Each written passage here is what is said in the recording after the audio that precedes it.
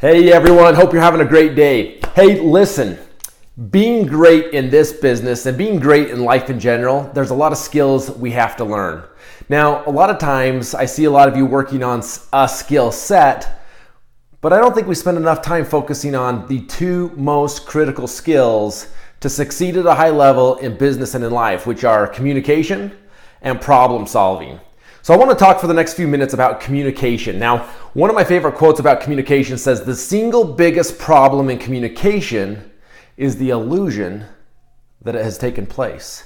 The single biggest problem in communication is the illusion that it has taken place. Now, let me tell you what I mean by that. How many times have you been in a conversation with someone and thinking, man, that was a phenomenal conversation, only to find out you both walked away from that conversation having a total different understanding of what it is you talked about, totally different outcomes, totally different action items.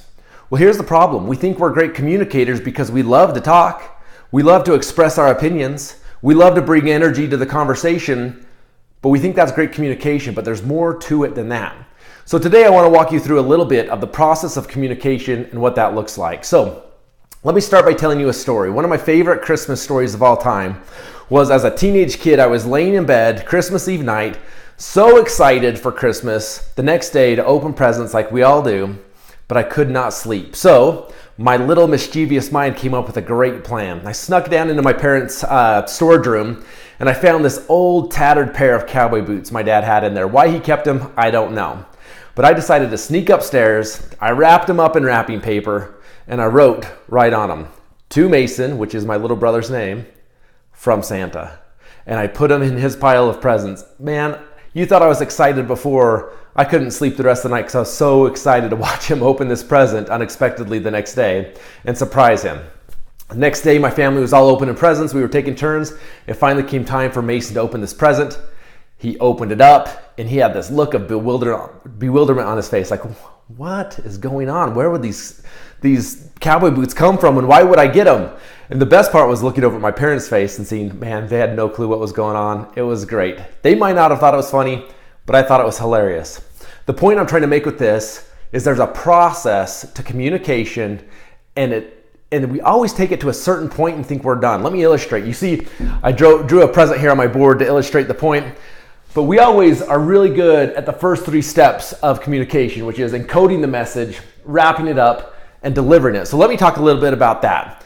Encoding a message is what happens inside of our brain when we decide something needs to be communicated. We think of something and say, oh my gosh, there's something that I need to share with someone, and we start to put together a game plan of how to communicate that message. Well, we encode that message, but it's just inside of our mind. There needs to be a form of delivery. So we wrap it up how we best think it needs to be delivered. Once it's wrapped up, we actually deliver that message to whoever we think it needs to be delivered to. Now, there's lots of forms of delivery, whether it's verbal communication, in person, over the phone, through email. There's a lot of ways to deliver that message. But here's the problem. We encode, we wrap, we deliver, and then we step away like we think we're done with the process of communication. But there's more steps to the process of communication. You got to remember, it still needs to be unwrapped and decoded. Now, the goal here with communication is this. It's just like the little kids' game telephone. When you whisper in someone's ear a message, very seldomly does it come all the way around the group of people and come out the same message. Our job in communication is once that message is encoded and we put it together of thinking, okay, now I've got the message encoded of exactly what's going to produce the best result in this situation for everybody. It's going to create a win-win. We'll know we're great communicators when there's consistently being decoded on the other end the same message that we encoded on our end, if that makes sense. So here we go. We're going to encode the message, we're going to wrap it up, and we're going to deliver it. Now, this is the key. We're constantly delivering messages in the best way we think we'd want to receive that information. Well, here's a little news flash for you that was a surprise for me. Is not everyone's wired the same way we are, so we need to deliver the message, wrap it up in a way that's going to be appealing and understandable to the person that's receiving the message. The better we become at wrapping it and delivering it in the form they want to receive it, the more likely they're going to be excited to unwrap it and decode it the same way that we intended it to be delivered and encoded.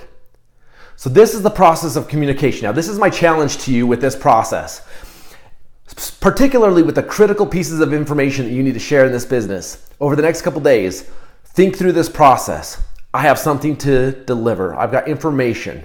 It's encoded in my mind. Now, who am I dealing with? How are they wired? How do they think? Okay, now let me wrap it. Let me deliver it. And let me grade myself on how they unwrap it and decode it. Did they get the same message that I anticipated them getting, or I intended them getting? The better we get at this process, the better we are at representing ourselves, our ideas, and the better communicators we're going to be. It takes away that illusion of great communication, but it creates great communication, which is creating a win-win result and pushing our clients' objectives forwards. Now, this is all about communication. Hopefully this helped today. I'm going to continue to post these little pieces of information that I find I'm getting from agents as I talk to them, of things that will help you in your business.